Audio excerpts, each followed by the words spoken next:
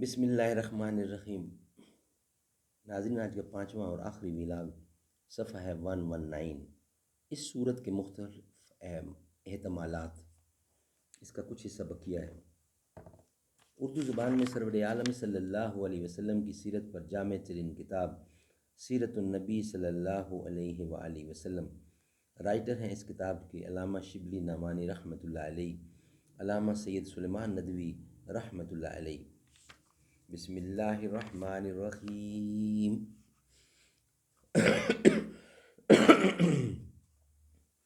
الحمد للہ رب العالمین والصلاة والسلام علی سید المرسلین وعلی آلہ واصحابہ اجمعین۔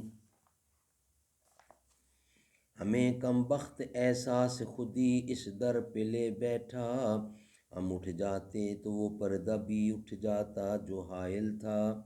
ملے گا منزل مقصود کا اسی کو سراغ، اندھیری شب میں ہے چلتے کی آنکھ جس کا چراغ۔ مسلمانوں کے ہر فرقے نے ایک دوسرے کو کافر کہا، ایک کافر ہی ہیں جو اس نے ہم سب کو مسلمان کہا۔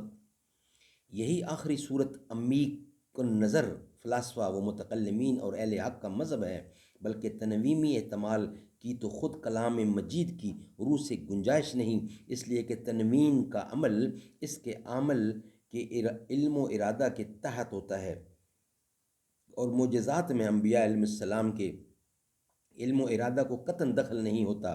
اس لیے وہ فرمائش و تعدی پر کسی آیت یا معجزہ کو خود پیش کر سکنے سے عجز کا صاف اعتراف اور اسی امر کا غیر مشکوک اعلان کرتے ہیں کہ آیات تو صرف اللہ ہی کے اختیار میں ہیں۔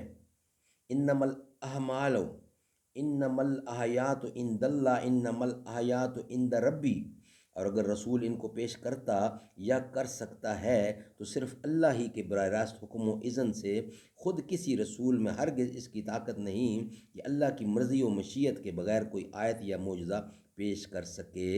وما کان لرسول ان یأتی بآیات الا باذن اللہ، اگر عامل تنویم کی طرح انبیاء علیہ السلام اپنے ہی علم و ارادہ سے معجزات ظاہر کرتے ہوتے تو حضرت موسیٰ اپنے عصا کو سانپ کی صورت میں ظاہر فرما کر خود اسی سے کیوں ڈرتے، اور پھر اس کے عصا بنا دینے کو اللہ تعالیٰ براہ راست اپنی طرف کیوں منسوب فرماتا کہ ڈرو نہیں، ہم اس کو پھر اپنی پہلی حالت میں یعنی پھر ابھی چھڑی ہی بنا دیں گے۔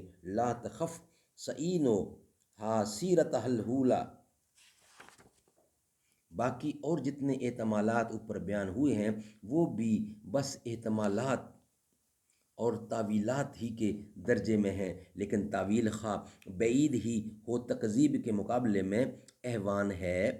لہٰذا یہ در حقیقت ایسے طفل مزاج عقل پرستوں پر اتمام حجت و انکار و تکذیب کی راہ سے ان کو بچانے کے لیے ہیں، جو بچوں کی طرح مٹھائی و عقل کا نام لیے بغیر کسی اعلی حقیقت کی طرف ملتفت ہی نہیں ہوتے، اور جن کی عقل کے نام سے اتنی مروب ہے کہ خود عقل کی نارسائی تک بھی رسائی نہیں پا سکتے۔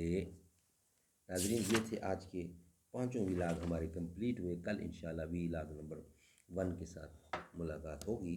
آج کے ہمارے ویلاگ کمپلیٹ ہوئے۔ ہوگا ایک جلسہ حشر میں ایسا جس میں سرکار کی عظمت پہ خطابت ہوگی، صدر جلسہ ہمارا رب ہوگا، بلبل سید سدرا کی نکابت ہوگی۔ ہوگا سرکار ہوگا سر مصطفیٰ کا سجدے میں، جب پریشانی کے عالم میں یہ امت ہوگی، جب پریشانی کے عالم میں یہ امت ہوگی۔ رب کہے گا یہ میرا وعدہ ہے، اس کو بخشوں گا تیری جس میں محبت ہوگی۔